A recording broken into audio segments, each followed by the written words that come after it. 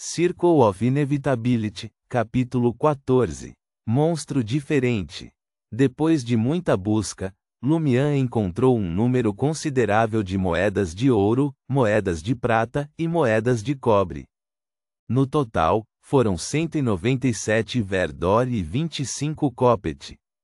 Entre eles, só de louis d'or tinha 5. Quanto às notas de papel, descobriu apenas alguns vestígios suspeitos. Além do dinheiro, Lumian também descobriu um pequeno livro azul. O livro tinha capa azul acinzentada e mídia aproximadamente 21 por 28,5 centímetros, tamanho típico encontrado nas aldeias e cidades de Intis. Foi baseado no calendário e combinado com os ensinamentos religiosos das duas principais igrejas. Teve um efeito bastante positivo na orientação dos agricultores e pastores para cultivar, produzir e pastar para enriquecer as suas vidas espirituais.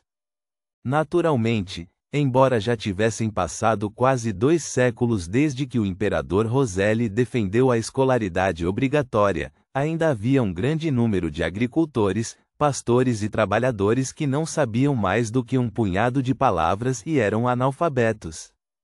Eles só podiam confiar nas explicações de certas pessoas ao seu redor para obter as instruções de que precisavam no livro azul, literalmente conhecido como Livre Bleu 1. Lumian folheou algumas páginas com indiferença e percebeu que o Livre Bleu não era diferente do seu. Acontece que parecia um pouco mais velho no geral. Há o Livre Bleu e muito verdor. Esta família é, sem dúvida, residente no campo. Não existem mais do que 5 famílias assim em Cordoue. Lumian descartou o Livre Bleu e colocou as moedas de ouro, prata e cobre em bolsos diferentes. Algumas estavam escondidas no bolso da camisa de algodão, algumas enfiadas no bolso da calça e outras enfiadas ao acaso no bolso da jaqueta de couro. Embora Lumian soubesse que essa riqueza não poderia ser transformada em realidade, ele não resistiu em coletá-la. Essas pequenas bugigangas de ouro, prata ou cobre eram simplesmente irresistíveis. Durante seus dias como vagabundo, ele valorizava cada moeda que encontrava, mesmo que fosse apenas uma moeda de mínimo valor. Muitas vezes ele lutou com outros por elas e assumiu riscos para obtê-las. Depois de explorar a área, Lumian ergueu o machado e rastejou em direção ao prédio desmoronado, próximo ao pico da montanha marrom avermelhada. Ele prosseguiu cada vez mais fundo. Cada vez que ele atravessava o espaço vazio no centro do caminho, ficava apreensivo com a possibilidade de dezenas de monstros o emboscarem repentinamente em uma área sem cobertura. Na leve névoa cinza, Lumian se agachou e se esgueirou atrás de um muro de pedra meio desmoronado. Agachou-se ali e utilizou-o para esconder-se. Ele cuidadosamente colocou a cabeça para fora e examinou a área à frente. Era uma faixa estreita entre 2 fileiras de edifícios destruídos. Não havia árvores, nem ervas daninhas, apenas cascalho, fendas e terra. De repente, uma figura saltou na linha de visão de Lumian. Ele estava no prédio oposto, olhando para alguma coisa. Esta figura estava vestida com uma túnica preta com capuz. Na parte de trás, não havia nada de peculiar. Parecia ser um humano comum. O coração de Lumian se apertou quando ele ficou ainda mais vigilante. Em tal ruína no sonho, o surgimento de uma pessoa normal era muito mais assustador do que o de um monstro.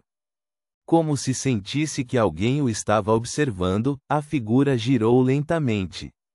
Lumian deu uma rápida olhada antes de retrair a cabeça apressadamente. Ele encostou-se na parede e não se atreveu a se mover. Com apenas um olhar, teve a impressão de ter descido ao inferno ou ao abismo.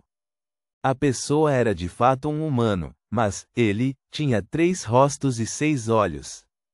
O rosto da frente tinha olhos turvos, sobrancelhas esparsas e numerosas rugas. Ele era evidentemente um homem velho. O lado esquerdo tinha um rosto esculpido com olhos azuis de aparência penetrante e uma barba preta e espessa, fazendo-o parecer um homem corpulento. A pele do lado direito era lisa e delicada, como um ovo descascado. Os olhos azuis exalavam óbvia inocência e ignorância. Não parecia um dia acima dos 5 anos de idade. Que tipo de monstro é esse? Lumian tentou regular sua respiração para evitar que seu coração disparasse. Tal monstro nunca apareceu, mesmo nos contos de terror de Aurore. Somente nos pesadelos mais profundos e absurdos ele poderia ser encontrado. Embora não fosse bom julgar uma pessoa pela sua aparência, Lumian sentiu instintivamente que o monstro de 3 caras era muito mais poderoso do que o monstro sem pele de antes. Além disso, havia uma grande probabilidade de que tivesse habilidades excepcionais. Eterno Sol Ardente. Grande Pai, por favor, proteja-me de ser descoberto por ele. Ao testemunhar esta cena, Lumian não pôde deixar de orar ao Eterno Sol Ardente. Se ainda não segurasse um machado numa das mãos e se encontrasse num ambiente perigoso, teria estendido os braços, gesto que simboliza a adoração do sol. Naquele momento, o tempo parecia ter parado. Lumian acreditava que ele poderia estar tendo alucinações. Era como se o olhar de alguém atravessasse a parede e caísse nas suas costas. Suas costas enrijeceram instantaneamente e ficaram um pouco quentes. Em apenas 1 ou 2 segundos, a ilusão desapareceu e passos pesados recuaram para longe. Lumian esperou um pouco até que os passos se dissipassem completamente. Então, gradualmente endireitou os joelhos, virou-se e colocou a cabeça para fora para examinar a área à frente. O monstro estava mais longe, tendo chegado atrás do prédio desabado cujos 2 lados ainda estavam de pé. Metade do seu corpo era visível na leve névoa cinza. Ainda estava de costas para Lumian, como se tivesse se transformado em uma estátua. Lumian deu um suspiro de alívio. Ele não tinha confiança para enfrentar tal monstro. É definitivamente impossível se aventurar mais fundo nas ruínas daqui. Devo contornar? Não haverá monstros comparáveis em outros lugares?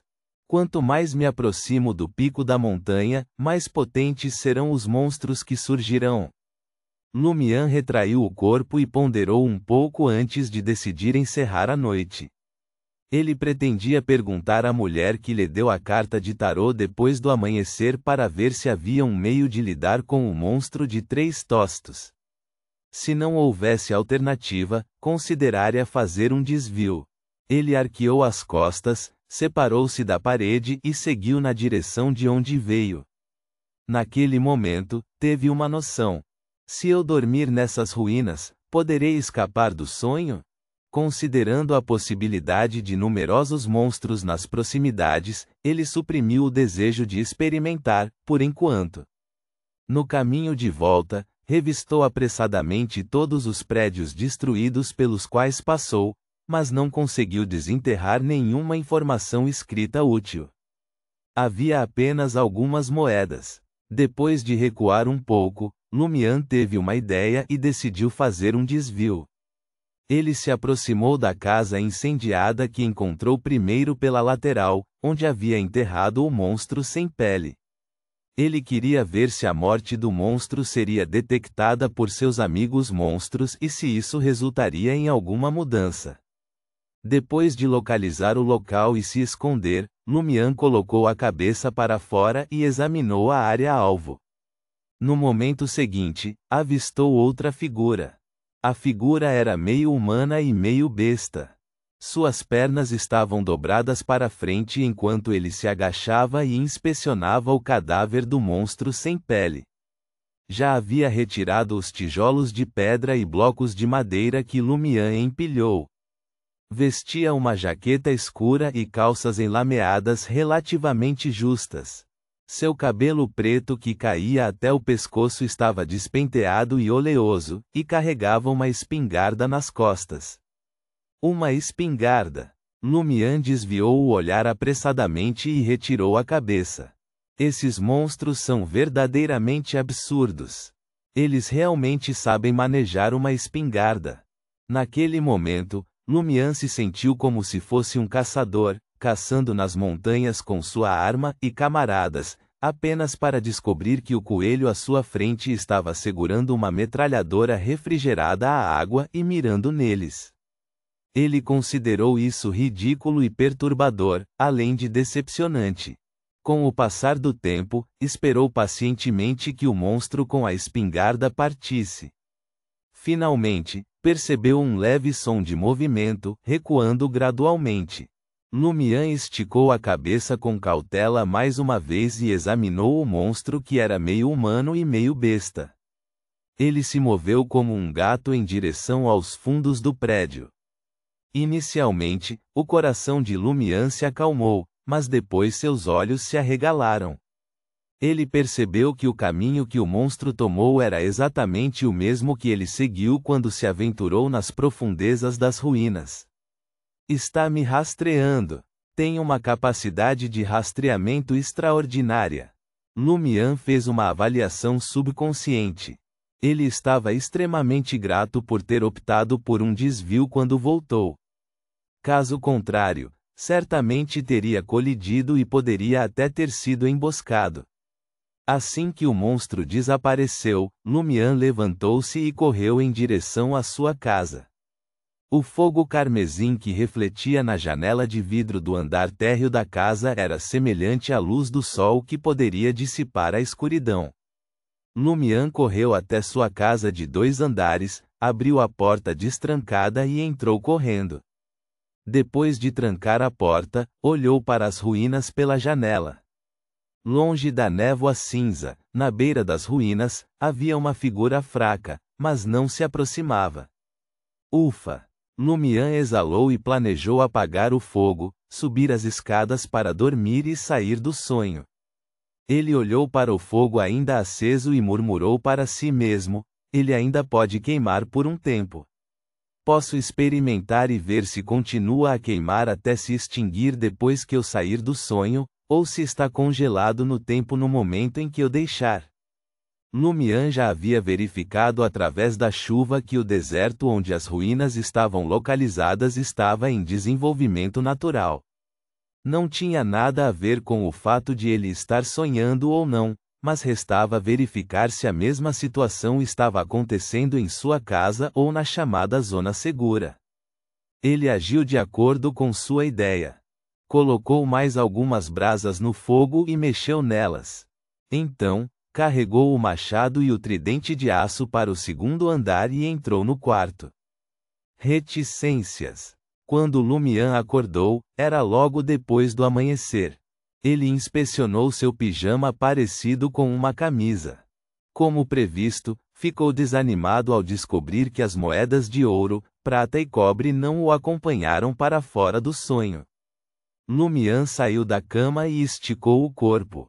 Caminhou até a mesa e estendeu a mão para fechar as cortinas. Em meio ao som, um brilho suave e refrescante penetrou. Assim que a janela se abriu, o ar fresco e orgânico invadiu as narinas de Lumian. Ele não pôde deixar de se espreguiçar, sentindo que acordar cedo às vezes era bastante agradável. Claro, isto também se deveu à campanha patriótica de saúde pública que o imperador Roselle lançou. Foi também graças aos governantes subsequentes que a preservaram e apenas alteraram o seu nome. Ele examinou os arredores, às vezes olhando para a floresta distante, às vezes examinando as nuvens vermelho-alaranjadas no céu e às vezes observando as ervas daninhas do lado de fora da casa. De repente, o olhar de Lumian congelou.